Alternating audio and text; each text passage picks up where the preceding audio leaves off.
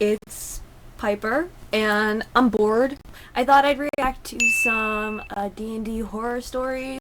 I like reading these sometimes, and giving my 2 cents on them. I know people think that reaction content is lazy sometimes, but I watch a lot of it, and I told you, I'm bored.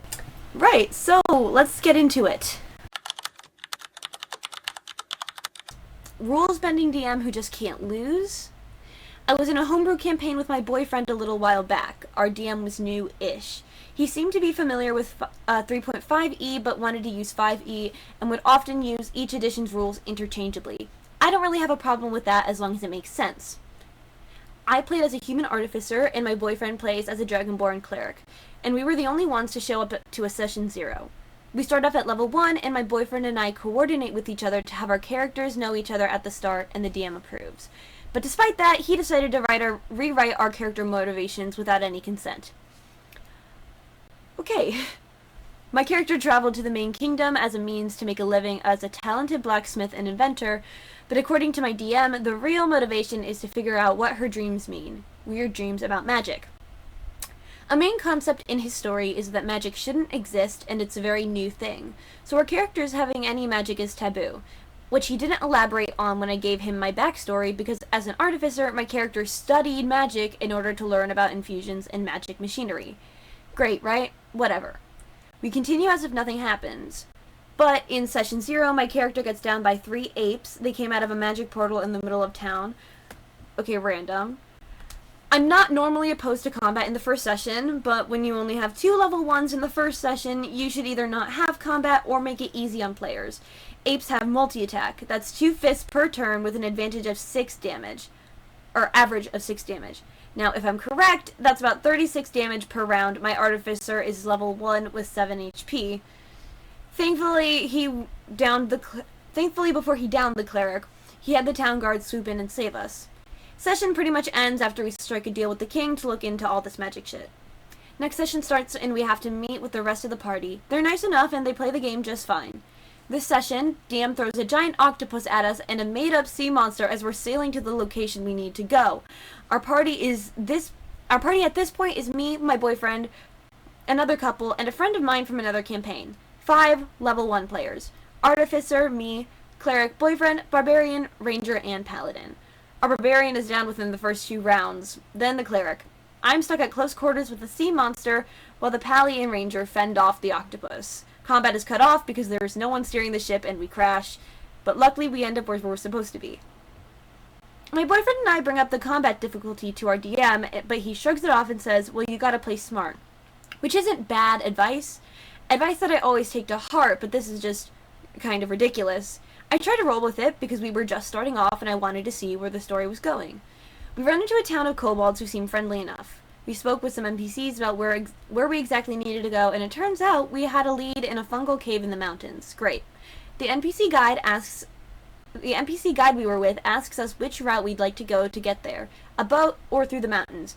We decide to head through the mountains to get the lay of the land. That, and we crashed our boat anyway. When we travel, we find gnolls, bandits, and a copper dragon wormling. We manage to avoid the gnolls and dispose of the bandits, however, when we meet the dragon wormling, that's when things get weird. Our dragonborn wanted to get info from that wormling about where we needed to be, and the wormling is more than capable of speech, so she's having a conversation with her. But then, the wormling threatens to eat our cleric because she's hungry. Our cleric offered the dragon all the food she collected in session 0, which actually came out to be a lot of bacon, weirdly enough. And we figured that actually be really good since it's a lot of meat, but no. The DM demands initiative rolls. Great.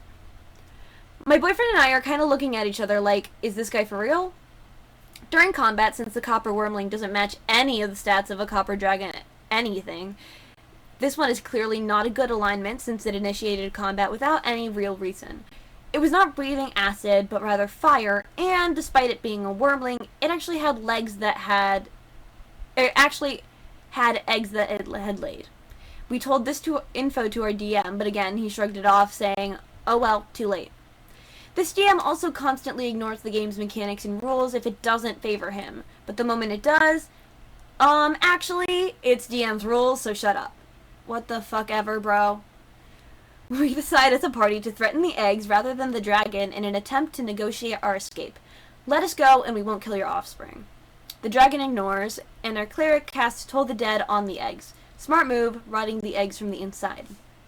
Our DM has the eggs make and succeed on wisdom saves, but apparently he found stats for dragon eggs saying that the eggs have a +4 to wisdom. By this point, my boyfriend and I are fuming. How the fuck do non-sentient organic creatures have a higher wisdom than our cleric? We ask for his source, but he doesn't provide it. He just claims he found official stats on Reddit, and that doesn't matter because, well, new magic surges made everything weird.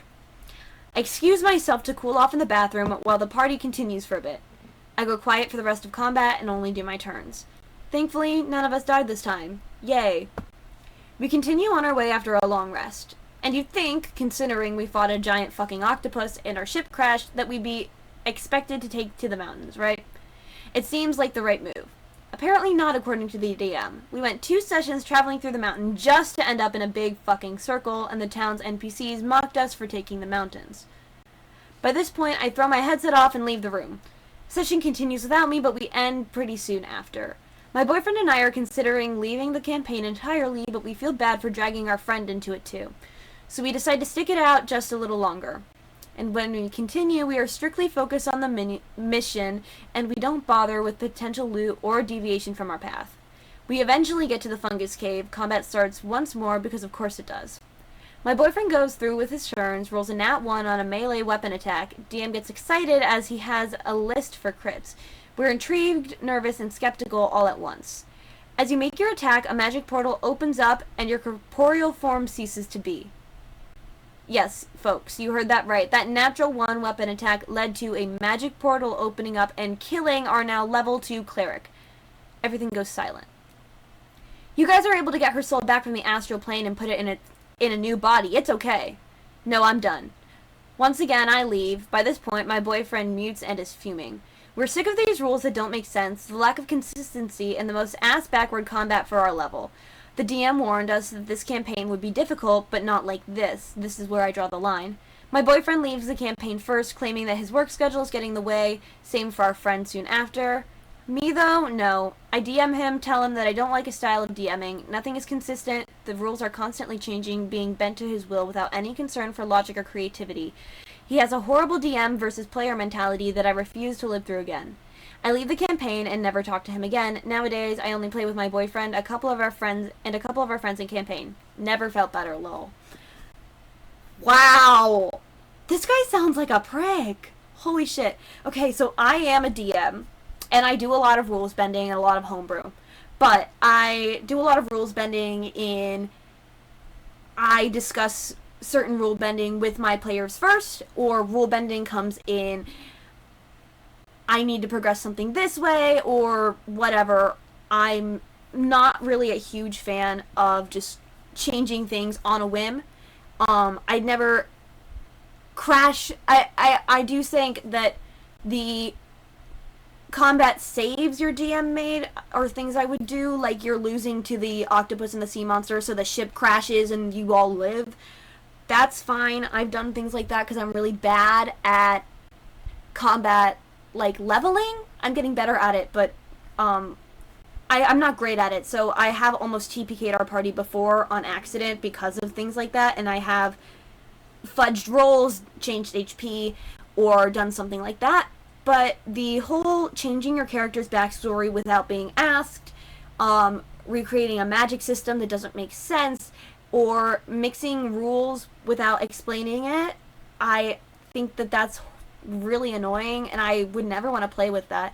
I think your DM is actually being really difficult. I understand that why some people get the DM versus player mentality. It's something that I've struggled with in the past because I spent so much time as a player. I was like, I have to win, I have to win, I have to win, they have to be gone. Not anymore. But the DM versus player mentality is really toxic and really annoying to work with, and I'm really sorry that happened to you. Natural weapon, not one weapon leading to an attack and a magic portal opening up, and how does that work? Because you said you had a session 0 and that you were the only two there, you and your boyfriend. This kind of stuff, this nat 1 rolling table, and the rules of magic and how magic worked in the world needed to be covered in session 0.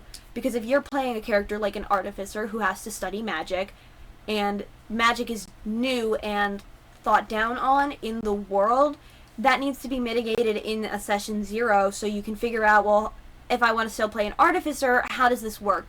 Where did the magic come from? How did my character learn magic? I have never played with this DM, but I already hate their style of DMing. I think that that's so annoying. And to kill off a character like that for rolling a nat 1 on a combat attack is really, really weird. I'm really glad you guys left that campaign, and I hope that the other 2 players left as well. Because being a rule bender in Dungeons and Dragons to an extent is okay as a dungeon master. It can make the game more fun. I don't always have a direction, or I don't know the rules of the game very well. Oops, I'm like telling on myself, but I don't always know the rules of Dungeons and Dragons very well, and so bending the rules and playing around with things is really helpful for me sometimes. I think that it's like, I don't know, it's fun. It can be fun, but it's never fun if you're using it to force weird consequences onto your players that don't make sense. And also, combat-heavy campaigns with a low-level party, your DM should have known how to manage that. If they wanted to have 1 combat encounter per game, which I don't even do most of the time, if they wanted to have 1 combat encounter per game and knew that you guys were starting at level 1, those things never should have ended up in combat. It sounded like he wanted excuses to pull off all of this cool stuff, like the guards catch you and the ship crashes. And also, y'all went in a big fucking circle. He wasted your time. He wasted your time because you guys decided not to you guys, it's not your fault, when I say this, but you guys decided not to focus on loot or any story deviation. So, essentially, he should have picked up on that and just kept going and adapting to the story, because other than that, he wasted your time. If my players decide they're going off on some weird-ass path that I didn't prep for, I'm just going with it. Because, like, I will get them to point B in the story. They'll get to the next point, but it's their decision which way they want to go, and I don't want to make them feel like their entire 5-hour session was wasted, because ours are very few and far between. Yeah, I'm really glad that you guys are still playing. Stuff like this can really turn people off of Dungeons and Dragons sometimes, so I'm really glad that you guys are still playing D&D together and with your friends outside of this. I'm really glad y'all left. And it's totally okay to leave and say, hey, my work schedule, man, that doesn't work out anymore.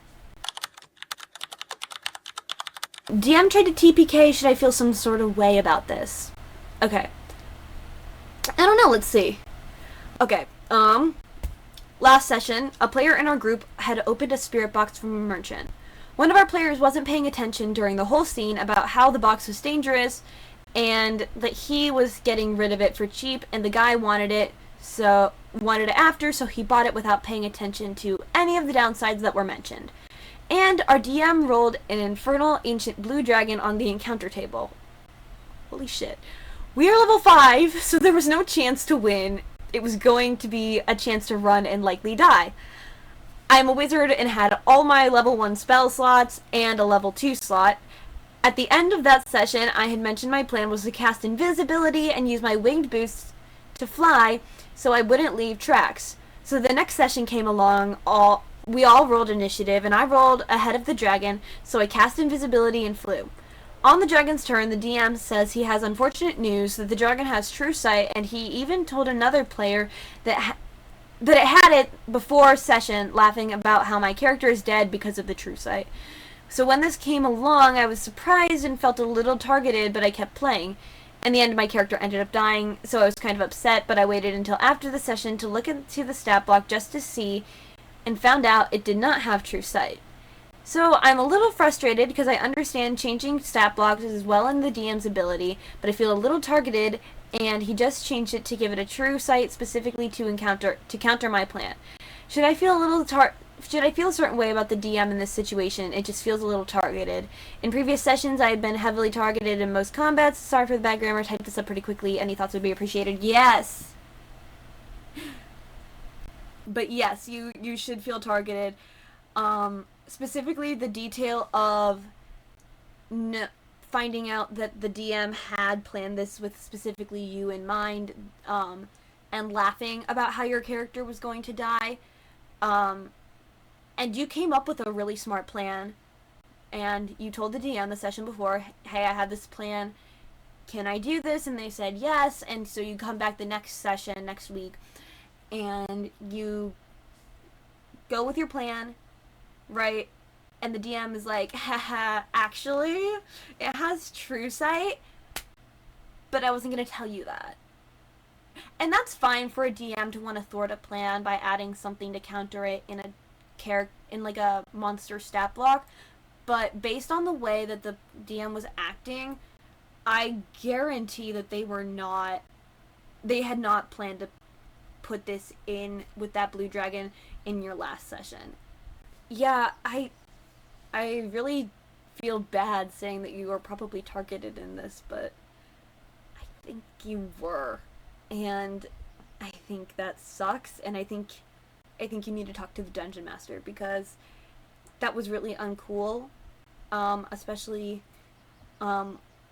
if you can confirm that it's true that he was telling another player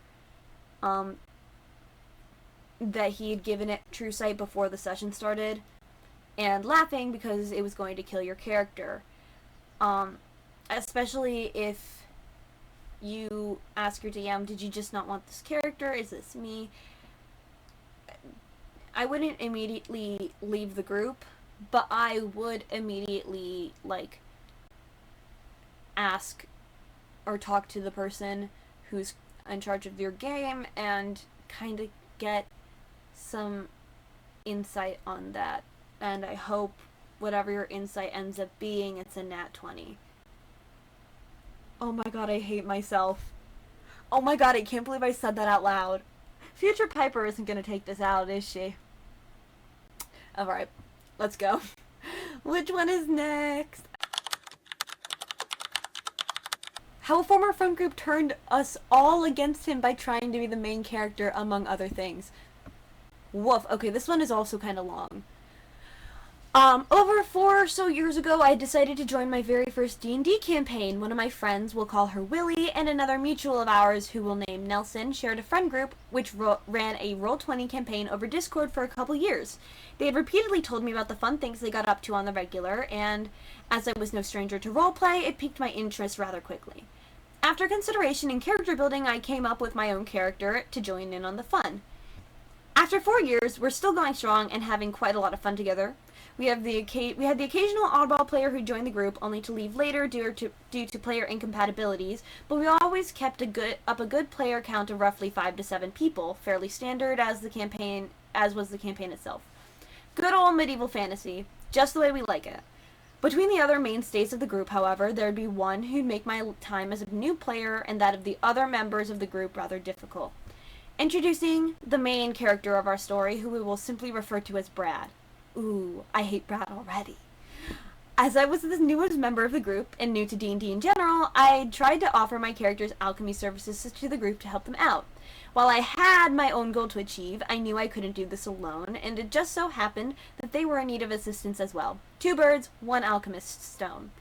But when it came to Brad, he would always brush aside any and all attempts to try and incorporate him into our character's stories and refer to my own character as selfish or other things for no apparent reason. He just seemed to not like me from the get-go. He would show other inappropriate behaviors, not just towards me. On several occasions, he'd act very misogynistic towards the women of the group by generally treating them better than the male members. Especially when it came to Nelson. It came to a point where even his girlfriend wasn't comfortable staying in the group. While he more or less avoided her, he did some emotional manipulation in order to one-up Nelson in an argument. In case of Willie, he was sort of a simp, listening to her over the other people of the group, being more subtle than when treating her badly, gaslighting her about his behavior, etc. Anne got mad at her when he asked her out on a date, while in session saying that she owed him a chance when she ended up rejecting him. Ugh, piece of work. He would also constantly degrade the American members of the group on their political views, despite not being American himself, in an I know better sort of attitude, and also talk down on others' religious beliefs, adding to the verbal arguments at the table. Besides, out of character disagreements, we also had plenty of fights in character, which he'd usually complain about when he had to suffer the consequences of his actions. He not only insulted my fresh character when I joined, as I mentioned earlier, but argued with Nelson when he had a big character-defining moment and had made a very weird suggestion to Willie for her character, who was a minor, about having an anime nosebleed moment where her monk would see his character in a bathhouse. Okay. All of this came to a head a few weeks ago when I had an idea for my character to help in fighting the BBEG that would involve all our characters. As much as I didn't want to involve Brad due to his previous offenses, our DM encouraged me to try. Yet when I wrote him, he barely took note of what I was saying and ultimately told me to bring it up in the session, which would have been close to 2 months after I had wanted to discuss it originally, since we were on break at the time. After everything that had already occurred, I felt ignored once again and said enough is enough, giving him an ultimatum. Either he stopped acting the way he did, or we'd take serious measures. To which he said that I lacked tact and insulted me. It was the last straw in the camel's back for me, and I got the DM involved. As of writing this, we are all still part of the campaign. While we're fed up with Brad's antics, we love our DM and the campaign he runs, and will soon be rid of this character as he is retiring him altogether. This will hopefully be the end of things, but we have our doubts. Thank you very much for taking your time to read this. Oh my god. I hate Brad. Fuck Brad. Fuck Brad. Anyways. First of all, I'd like to congratulate you on having a going strong D&D campaign for 4 years. That's hard work. Sincerely, congratulations. All of that aside, I understand how much being a new player in a D&D group full of people who play before really can be difficult and really sucks, and I think you had a lot of really good ideas. Holy shit, Brad is a piece of work. Misogyny and also really weird things about minors. I have to ask, did you ask your DM about Brad's behavior after the anime nosebleed comment? That would have been probably the last straw from me. That's really, really weird. It sounds like this is a really, really fun campaign, and you guys all seem to like each other except for him. Also,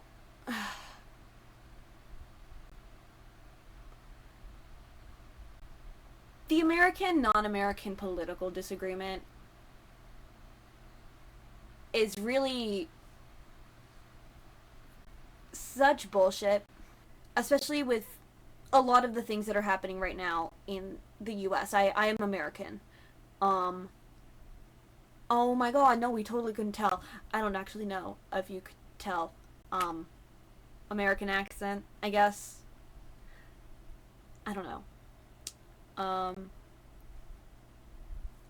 Anyways, my American accent aside, and for me to feel like that would be valid for him to discuss political views with other people would be him having to be seriously caught up on American politics and everything that is happening, which it sounds like he most likely wasn't. He just wanted to put himself above your American players with the I know better, and some part of me feels like he doesn't know better just because your country is in a better political state or having better political management or leadership does not make you specifically better than people in a country that is so slowly turning into Panem from the Hunger Games.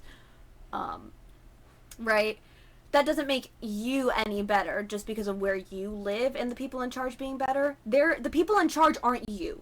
You are bad, the people in charge are good, versus the good people with the bad people in charge. It's a mess. I think to discuss other people's religious beliefs, like, in real life, causing verbal arguments at your guys' table is also fucking weird. Why would you shit on anyone's political beliefs at all? I don't know. I know people who are iffy about religion as a concept. I myself am agnostic or atheist.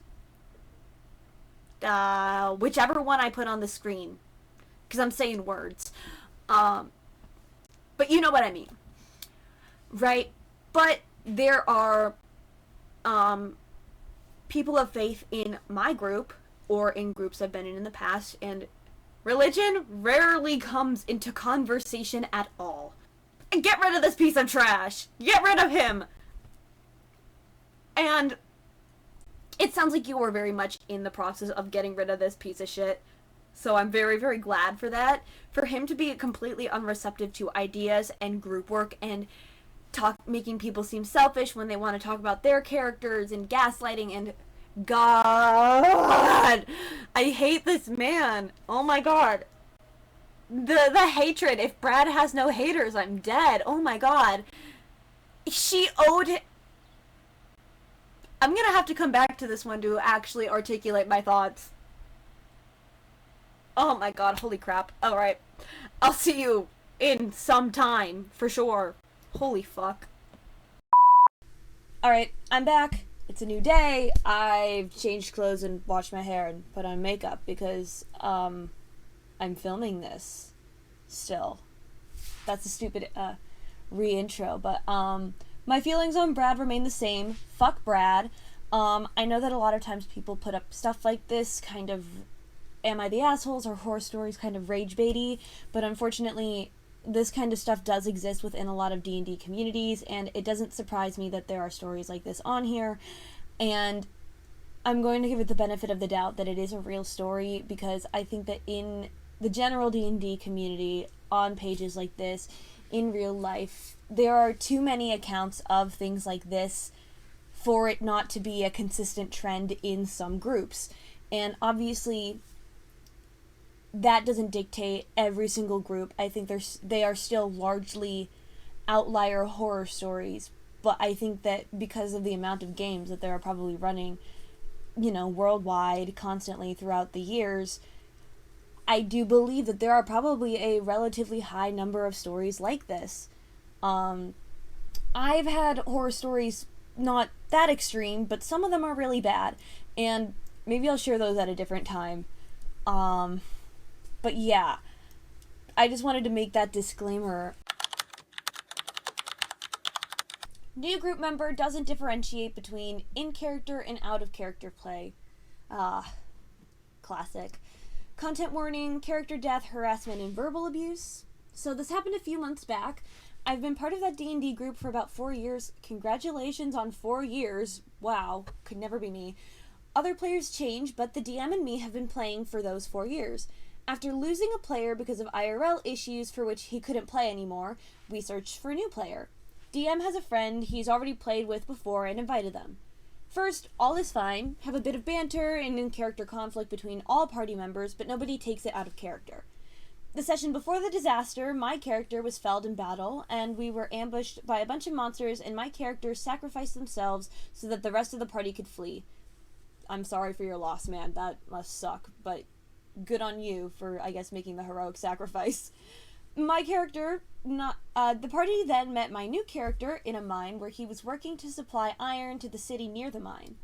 My character, not super trusting of strangers. Hey, it's Editing Piper here. I realized that I read that wrong, so I'm just gonna read it again, because I think it's actually kind of more important for context. Okay, so it says, my character, not super trusting of strangers just wandering into a random mine, is careful about them. New player tries to use his magic to make me more sympathetic towards them. I save and realize he tried to cast a spell on me, so even more tension builds. That's kind of important, and I misread it. I completely missed a line, so I'm just... yeah. Back to the video. Eventually, my character trusts some of the party members because of backstory stuff and tattoos signaling bonds to the same organization. Joke in character about new player's character and let him know I don't trust him after he tried to mind control me. I didn't think anything about it and thought it was reasonable for my character to react in that regard. But apparently, new player didn't like that one bit. After one of the jokes or snide remarks, his character just starts attacking mine. I win the fight, but obviously don't kill him, as I thought we could then have cool roleplay moments of both having gone overboard and finding together somehow. Wrong. As soon as his character is unconscious, he dares me to unalive him, starts cursing at me, cussing me out really violently, says I've had it out for him since the beginning and actually hate him, because why else would my character not like his and whatnot? I tried to explain my character behavior and that I thought it was all in character. He's having none of it. Doesn't let me speak at all, shouts at me louder and louder until he just leaves.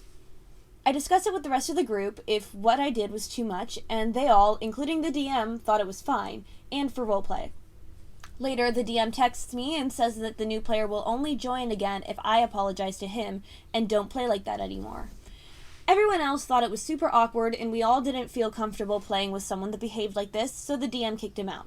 It was one hell of a session, felt really bad after, and only after talking with everyone about it felt better. So we made the rule that if anything for one of the players feels like too much, we gotta say it before something like this escalates again. Thanks for reading. Bye. Okay. Not as bad as I thought it would be. Still really, really bad. That's actually such a sucky thing to happen. But, wow. First of all, I am really glad that at the very least this came with a group a form of group communication and a new rule for you guys about how you guys were going to approach issues like this and feelings like this in the future. I think that that's really important. So I'm glad that at least that came out of it. For some people, the line between in character and out of character is very blurry. Either they are very similar to their character or their character voice is the same as their own, and so figuring out that line can be very difficult for them. We have rules at my table after a similar but not as severe incident during a one-shot we were playing, and you just basically say, hey, out of character or above table, blah blah blah blah blah. And most people have some sort of like vocal cue that tells me whether or not they're in character. Even the people who have very similar in character voices, sometimes they change physicality or just the way that they speak, even if their voice is staying the same. So yeah, absolutely uncool for them to initiate PvP and completely just attack you and verbally harass you after that. I think it was best that you guys did actually end up kicking him out. And I think that this might have stemmed from perhaps not being a role player themselves. I know that with roleplay heavy campaigns, people get very used to, you know, the line between in character and out of character. And I'm not defending his reaction, but I do think maybe he didn't realize that, especially if he was new to a group that had been playing for a while. Yeah, when talking about in character and out of character, I think it's really important when you're either doing a session 0 or you guys have started to introduce more roleplay or introducing new people. As a group, everyone needs to have a conversation about their boundaries for roleplay, as well as how they are going to communicate when their character is uncomfortable with something versus when they are uncomfortable with something. If it's something that their character is uncomfortable with, but the player is not, then that's up to how everyone else responds in game. And if it crosses into the boundary where the player is uncomfortable, it will get stopped. I will put a stop to it, everyone else will stop. But I think that there is a difference between your character not liking someone or being uncomfortable with someone versus how you actually feel about someone or something, right? So yeah, I think this is just a pretty common issue. Obviously, I don't think it's common that people react by initiating PvP and verbal harassment and stuff like that, but I do think that in character versus out of character conflict and communication issues are relatively common. I've dealt with them several times. in various levels of severity. So yeah, I'm actually really glad that you guys handled it, and I'm glad that you guys have a new rule and that you're no longer playing with that person. And I hope since then he's calmed down and learned how to understand in character versus out of character. Obviously, I would never know that. You probably wouldn't know that either, but I'm just really glad that this turned out okay for you, and this is something that you just have in the past, and you have rules for communication now.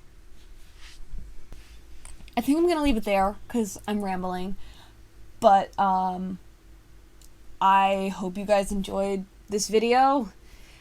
I will probably do more of them because I'm always bored and I'm always putting off the content I should actually be putting out for you guys. But if anyone is watching this, I guess it would be great if you left a like and maybe subscribed, hitting the notification bell or whatever. Those things help the algorithm, and I had a lot of fun doing this, so if other people are having fun listening to me ramble, I'll do it again. And even if you don't, I might still do it again anyways, because boredom. I kind of want to have one of my other players on here to talk through some of these with me, just kind of like as a co-person thing. That could also be a lot more entertaining than y'all just listening to me ramble. But whatever happens, I hope you enjoyed it if you got this far in the video. And I hope you guys are having a really good day and that you aren't facing any of these kinds of issues in your game. And if you are, maybe this helped, maybe it didn't, maybe now you know what you don't want to do. And you know what? That I'm still helping, but I'm rambling again. So I will let you all go. Yeah, have a great day,